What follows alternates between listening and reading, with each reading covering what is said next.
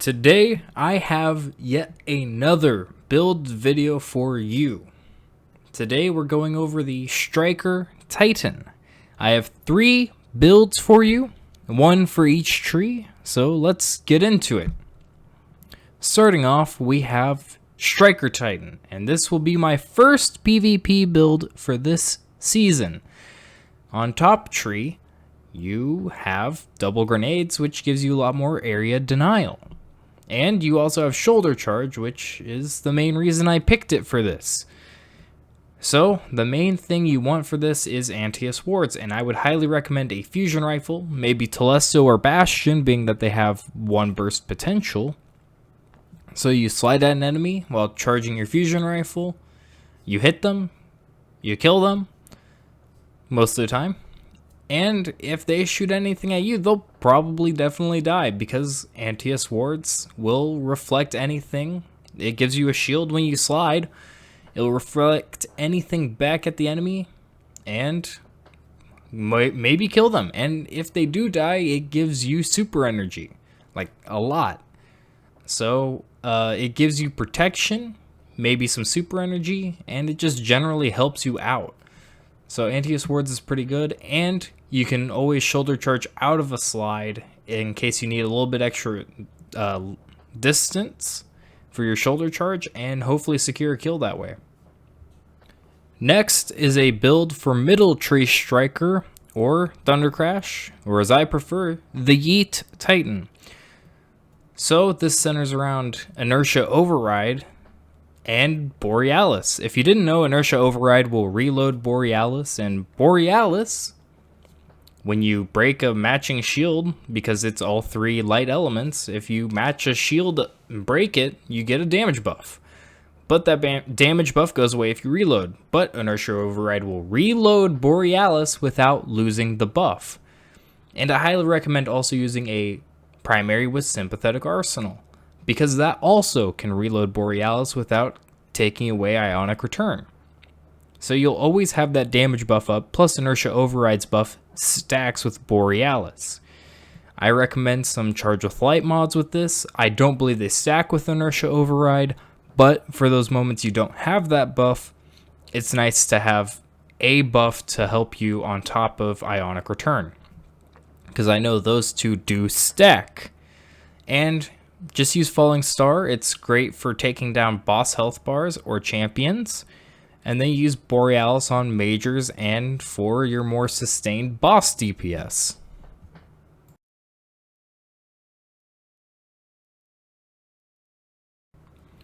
So, for the last build of this video, we have bottom tree Spycer with a melee build, a very heavy melee build. So if you don't know, basically bottom tree revolves around your melee and your super. Your melee will reload your weapon and increase stability. And if you get a kill, it triggers health regen. But if you critically wound an enemy or break shields, it increases your melee range and damage. So I got the Garden of Salvation shotgun, which rolls 1-2 punch, which buffs your melee damage if you hit all the pellets. So it's really good at taking down majors. And I also paired with Monte Carlo, just in case I didn't have melee, I could just kill a couple Thrall, get it back. But Worm God Caress is the exotic I chose because melee kills make melees do more damage, and it stacks up to 5 times. So if you get 5 times Burning Fist on Worm God Caress, and you pair that with a 1-2 punch, it can, on Sorrow's Harbor, 1-shot most of the nightmares. Or I guess 2-shot, being that you have to shoot the shotgun and then melee, but it's still a lot of damage. And when your melee is charged, it'll instantly refill your shotgun so you can keep doing the combo over and over again. And when you do super, it's great for ad clearing because every time you get a kill, it gives some of your super back. I would highly recommend that if you do this build, you pair it with Charge with Light mods, of course, using Protective Light, Charge Harvester, maybe Heal Thyself, and probably Heavy-Handed. those mods will help you survive and help you melee more. You might want to throw high energy fire in there or something like that, but charge harvester would be important. Protective light to help protect yourself, and heal thyself is pretty good too. So this build is heavy melee based, so keep that in mind when you use it. Protection mods on your armor are always great.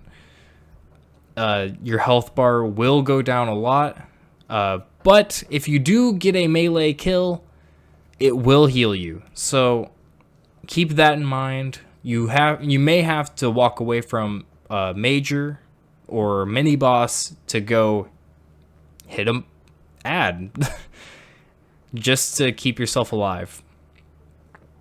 I like this build a lot. I think it synergizes really well with Bottom Tree, and it's a lot of fun. It really lives up to the like striker theme.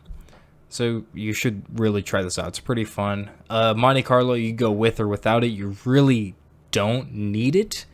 You could probably get away with something else.